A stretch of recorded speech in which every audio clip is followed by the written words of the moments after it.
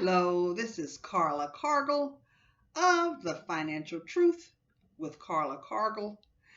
And I just wanted to spend some time with you today. And I want to talk about a subject that I believe is critical for everyone, and all of us needs to just lean in and just listen for a few minutes. What I would like to ask each of you, and as well as I've asked myself, is have you had the talk? Have you had that talk?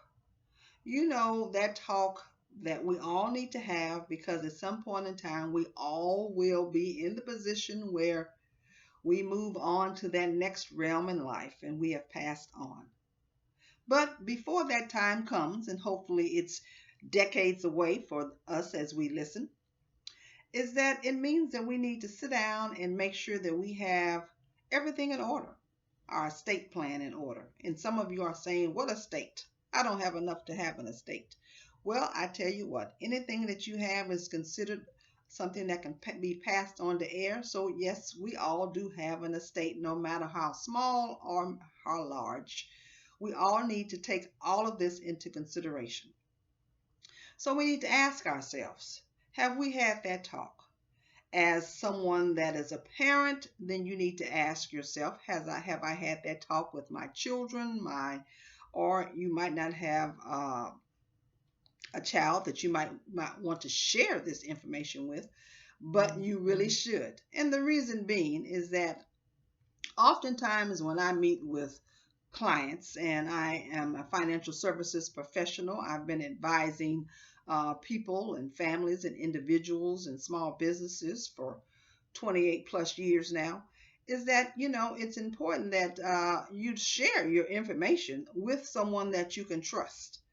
Often I have adult children with elderly parents say to me, well, I've tried to have that talk, but my parent won't share their information.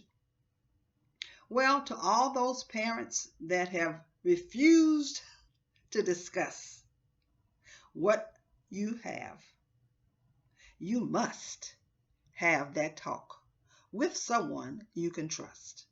Yes, you must. You must share your life insurance information. You must share your investment account information, your banking account information, your social security number. Yes, I'm not saying share with everybody and all your children, but there must be that one special someone that you trust and will hold your confidence, that knows what you have. Because when that time comes, then our families, our children, our loved ones, we are already in a state of mourning, of grief, of sadness, and you don't want to put them in a state of panic if they don't know what you have, where it is, and how to get to it. So again, I encourage you to, yes, allow yourself to take that time, figure out who that person is, or who, it could be more than one if you're fortunate to have at least maybe two. But it is important that you file all that information together, compile a list of information, who holds that information. If you have a life insurance agent that they should contact, if there's an investment advisor they should contact, if you already have burial information in place, compile a list. And for those of us who are children and we have elderly parents, then you might not have your parent, but you could have an uncle or aunt or grandparent, or just someone that you're close to that you would want to be responsible, that you would be, I should say, responsible for handling any final arrangements. Then it is important that we allow ourselves to have that talk. So if you have not approached your parent, your aunt, your uncle, or whomever you think you would be responsible for, if you have not approached them, then this is the time. Allow yourself the time to sit down, ask them with love, and share with them that you're coming from a place of love, a place of concern, a place of compassion, that you're wanting to just make sure that you have everything in order. And if for some reason there are some areas that have not been covered, then this is the time to address it. So you want to sit down with them. Do they have life insurance? Do they have a savings account, a checking account? Are those accounts set up as TOD, transfer on death? That means that they have a beneficiary in place. Otherwise, if they don't, then those accounts will go into probate. So yes, you can set up bank accounts as TOD, transfer on death. Do they have burial plans in place? Whatever it is important that we sit down and ask ourselves, do they have a power of attorney? Do they have a living will? Do they have a medical directive? Yes, all of these are critical for us to do. I know that for many of us, this topic is not something that we look forward to having with someone. And oftentimes those persons that we want to have it with, they're not open to have them. But again, we have to allow ourselves and find a way to have that talk.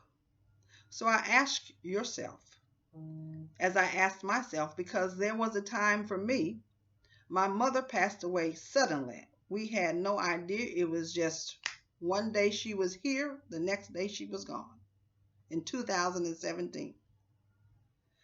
But because, unfortunately, I had that talk with my parents, so I had the necessary information. I knew where to find everything. I knew who to call. I knew where to go. I have brothers, and they had shared with me, well, Carla, you have the talk. That's your area, so we trust you to have the talk. So I did.